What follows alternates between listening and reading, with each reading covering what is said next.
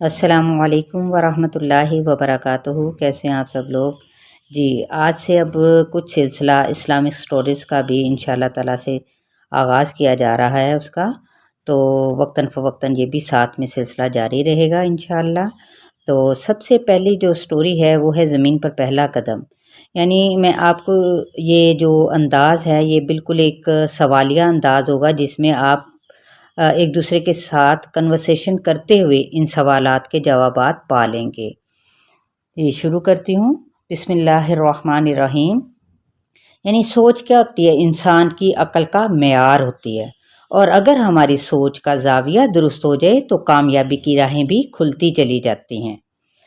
تو اسی طرح سے ایک بچے کے ذہن میں بھی ایک سوچ ابھری جس نے اس کو الجھا کے رکھ دیا تھا، تو لہٰذا اس کے اچھے دوست نے اس کو ایک اچھا سا مشورہ دیا۔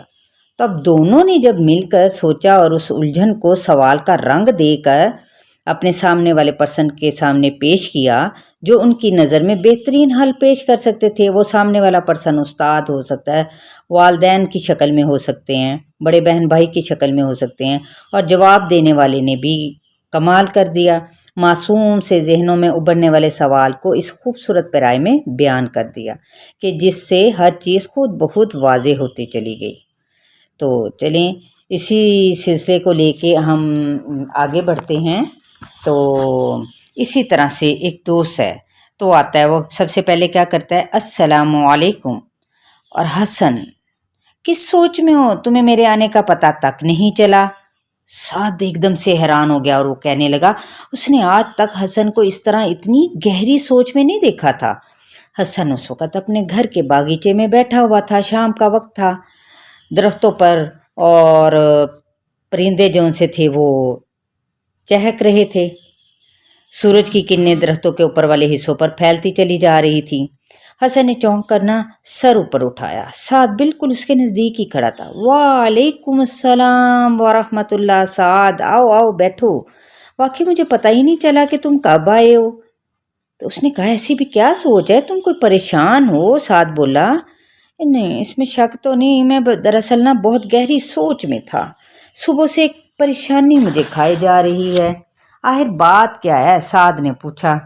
تو دراصل نا رات میں عشاء کی نماز پڑھ کے جلدی سو گیا، سوتے وقت یہ نیت کی تھی کہ صبح جلد اٹھ کر نماز فجر باجماعت ادا کروں گا، اور اللہ کا احسان بھی ہے کہ عین اذان فجر کے وقت آنکھ بھی کھل گئی اور مؤذن اس وقت کہہ رہا تھا الصلاۃ خیر من النوم، کہ نماز نیند سے بہتر ہے، اٹھ چلو۔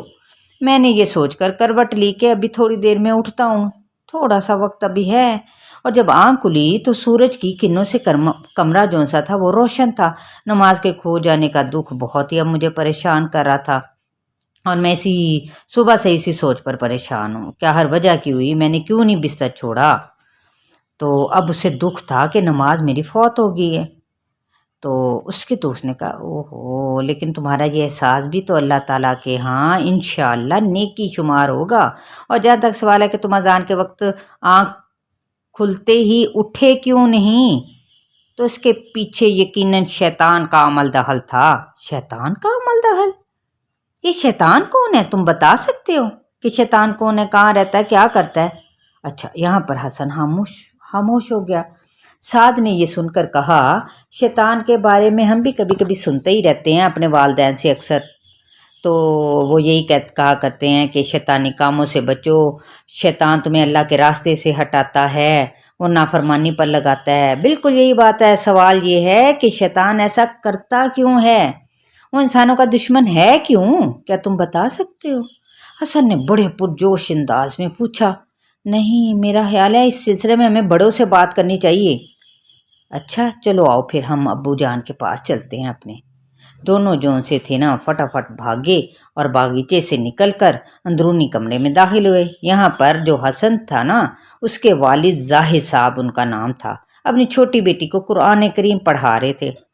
ان دونوں نے فٹافٹ کہا السلام علیکم ورحمۃ اللہ۔ دونوں نے ایک ساتھ کہا، جواب بھی ویسے ہے، وعلیکم السلام ورحمۃ اللہ وبرکاتہ۔ آؤ بھائی، آؤ آؤ بیٹھو، ابا جان ہم آپ سے دراصل کچھ پوچھنے کے لیے آئے ہیں۔ اچھی بات ہے بیٹے، جو پوچھنا ہے تم پوچھ لو۔ یہ شیطان کون ہے؟ حسن بولا۔ بیٹا شیطان کے بارے میں تفصیل سے جاننے کے لیے تو کافی وقت درکار ہوتا ہے، اور یہ کام رات کو عشاء کی نماز سے پہلے ممکن نہیں ہے، اس لیے کہ میں اس وقت پڑھا رہا ہوں قرآن پاک۔ چلیے ٹھیک ہے ابا جان، میں اپنے اور دوستوں کو بھی اکٹھا کر لوں گا اور انشاءاللہ تعالی ہم رات کو اس کے بارے میں جانیں گے۔ اچھا، اب جو سا تھا نا، عشاء کی نماز سے فارغ ہو کر سب بچے ظاہر صاحب کے گرد جمع ہو گئے۔ آخر ظاہر صاحب نے کہنا شروع کیا کہ سب سے پہلے تو آپ لوگ یہ جان لیں کہ جب اس کائنات میں کچھ بھی نہیں تھا، اللہ تعالیٰ اس وقت بھی تھا، پھر اللہ تعالیٰ نے اپنی عبادت کے لیے فرشتوں کو پیدا فرمایا۔ تو معاف کیجیے گا ابا جان، فرشتوں کو وہ کیسے پیدا فرمایا؟ تو یہ بھی ایک سوالیہ انداز تھا۔ تو بھئی اس کا سیدھا سادہ سا جواب یہ ہے کہ اللہ تعالیٰ جب کسی کام کے کرنے کا ارادہ فرماتا ہے نا، تو کہتا ہے کن ہو جا، تو پس وہ ہو جاتا ہے۔ چنانچہ فرشتے پیدا ہو گئے، اور ان کے بعد اللہ تعالیٰ نے جنوں کو پیدا فرمایا، پھر زمین اور آسمان کو پیدا فرمایا۔ زمین اور آسمان کی تخلیق کے بعد اللہ تعالیٰ نے انسان کو پیدا کرنے کا ارادہ کیا۔ آپ لوگ سمجھ رہے ہیں نا؟ جی بالکل، جی ہاں، سب بچے ادھر سے بھی جواب دے۔ میں بھی یقیناً یہی سوچ رہی ہوں کہ آپ لوگ بھی، آپ بڑے ہیں چھوٹے ہیں سبھی، تو قرآن تو سب کے لیے نا، سٹوریز تو سب کے لیے ہوتی ہیں۔ تو سب نے ایک آواز ہو کر کہا جی بہت خوب، اللہ تعالیٰ نے سب سے پہلے سیدنا آدم علیہ السلام کو پیدا کیا۔ لیکن کیسے چچا جان؟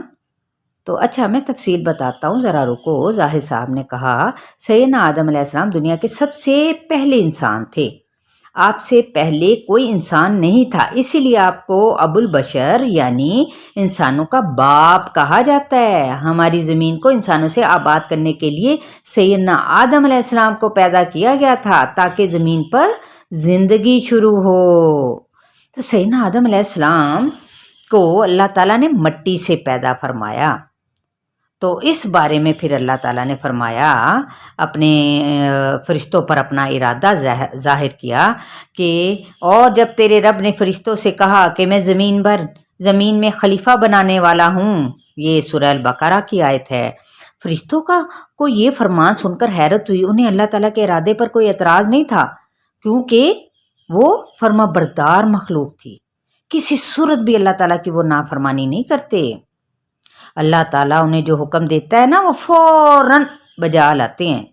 لیکن یہاں پر وہ اپنی حیرت دور کرنا چاہتے تھے، جاننا چاہتے تھے کہ اس نئی مخلوق کو کس مقصد کے لیے پیدا کیا جا رہا ہے، عبادت کے لیے۔ کیا وہ کم نہیں تھے؟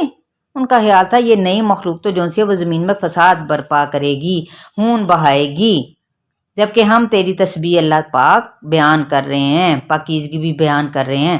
تو اللہ تعالیٰ نے جواب دیا، جو میں جانتا ہوں نا وہ تم نہیں جانتے۔ یہ پہلے پارے میں ہے اس کا ذکر۔ اللہ تعالیٰ جانتا تھا سیدنا آدم علیہ السلام کی اولاد سے انبیاء اور رسل، نیک صالح اور اس سے محبت کرنے والے لوگ جو سے وہ پیدا ہوں گے۔ تو اللہ تعالیٰ یہ بھی جانتے تھے کہ سیدنا آدم علیہ السلام کی اولاد میں سے ایسے لوگ بھی پیدا ہوں گے جو برے کام بھی کریں گے، زمین میں فساد بھی پھیلائیں گے، لوگوں کو ناحق قتل بھی کریں گے، لیکن کچھ ایسے لوگ بھی ہوں گے انشاءاللہ جو نیکیاں بھی کریں گے۔ یہاں تک کہہ کر ظاہر صاحب جو سے وہ خاموش ہو گئے۔ تو حسن نے نا ایک دم سے پھر سے بےتاب ہو گیا، اس نے بےتابانہ انداز میں پوچھا، آپ نے یہ تو بتایا ہی نہیں ابا جان کہ اللہ تعالیٰ نے سیدنا آدم علیہ السلام کو کس طرح سے پیدا فرمایا، کیسے پیدا فرمایا؟ اب یہ سوالیہ انداز تھا۔ اب ہم انشاءاللہ تعالیٰ اس کا بقیہ جو ہے نیکسٹ آڈیو میں سنیں گے۔ انشاءاللہ آپ کی فیڈ بیک کے لیے میں انتظار کروں گی کہ آپ کیا اس کے کمنٹس پاس کرتے ہیں۔ ٹھیک ہے، اللہ حافظ، السلام علیکم ورحمۃ اللہ وبرکاتہ۔ باقی کا قصہ انشاءاللہ نیکسٹ آڈیو میں۔ اللہ